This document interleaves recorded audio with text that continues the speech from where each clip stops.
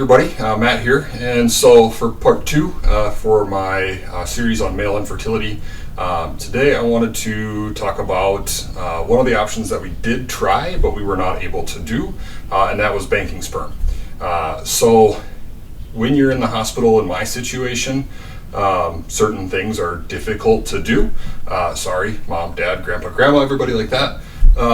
But sexual activity just doesn't happen, and so I was in a lot of pain prior to finding out that I had fractured my femur, and then subsequently everything else that happened. And so things just weren't happening for a while. And again, once you're in the hospital with a broken femur, if they can't fix that, they don't let you leave.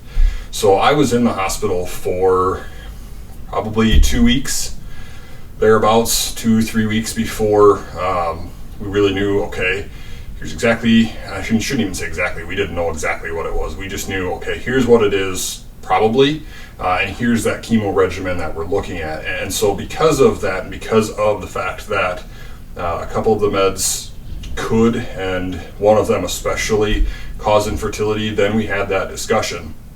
And your swimmers are only good for so long, so a little bit of a sex ed lesson here, but your swimmers are only good for so long, and then they will eventually basically die. And so without any kind of activity, there's kind of a window where everything's good. Prior to that, no, and after that, no. So we were definitely outside of that window, and I think that's probably the reason that I came back with nothing for that test that we did. Had we maybe went, okay, let's wait 3 days, 4 days, and try it again and see. I have no doubt, really, I guess, that at that point we probably would have been okay and been able to bank our own sperm. Now, there are, again, as I kind of mentioned in that first video, costs that go along with that. It's not the cheapest of things, but you get to have your own biological child. Potentially, I mean, there's never a guarantee, but there at least is that option.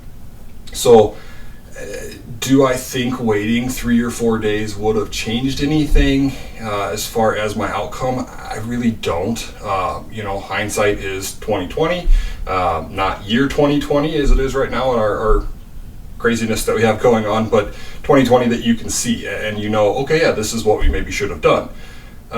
So, one of those things, if you could go back and change anything, would you? I'm hesitant to say that I would, just because I'm super happy and I'm very ecstatic with where things are at right now. But there always is that part of you that says, okay, if I was still going to go through the chemo that I did and still going to have my amputation, would I go back and maybe say, let's put this off 3 days, 4 days, and try banking one more time and just see? I think I probably would, just because of, again, that biological aspect of it's biologically your child. Is biology everything? No, not at all. And that's really, thankfully, where I've been able to get to through my journey, is that I don't regret not making that decision. We were very much in the, okay, I have cancer, here's what we need to do, great, let's get this taken care of so that I don't die. And that was our primary goal. Everything was stay alive. 5 years from now, we want you to still be alive. We want you to still be here.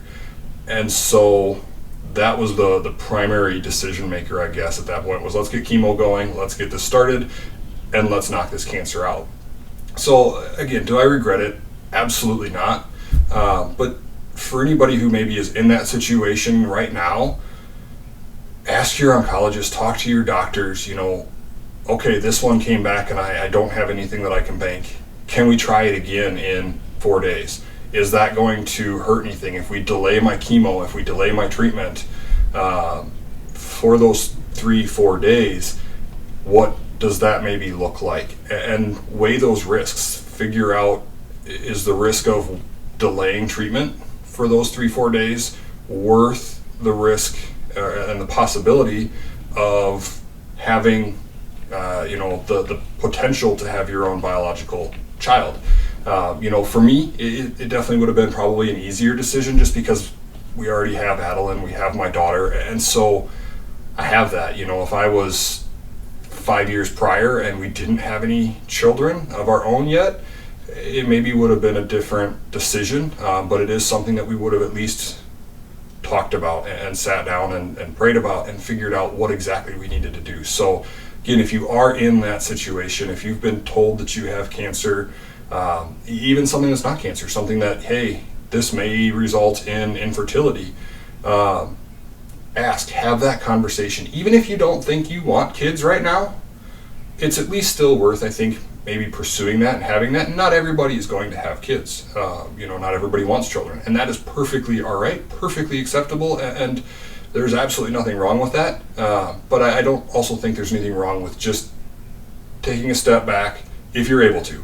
If it's medically is something that is potentially okay, and again, have that conversation with your doctor. Don't rush into anything, but have the conversations with the people that you need to figure out what the best plan is at that point in time. And you might get down where I'm at now, 3 years later here, and yeah, I think having that conversation and waiting those few days would have been perfectly fine, and might have changed where we're at right now, but I wouldn't go back and change that at all. So again, if you are in the situation, just relax, take a breath, and have those conversations.